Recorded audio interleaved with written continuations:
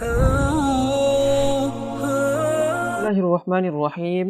عبدالسلام وداعی کے YouTube channel کی طرف سے آج میں اپنے دوستوں کو نبی کریم صلی اللہ علیہ وسلم کا ایک پیارا فرمان پڑھ کر سناؤں گا، تو آپ نے اس پر ضرور عمل کرنی ہے۔ جمعے کے روز 80 بار درود شریف پڑھنے کی فضیلت۔ رسول اکرم صلی اللہ علیہ وسلم نے فرمایا، جس نے جمعے کے روز مجھ پر 80 بار درود پڑھا، اللہ تبارک و تعالیٰ نے اس کے 80 برس کے گناہ بخش دیے۔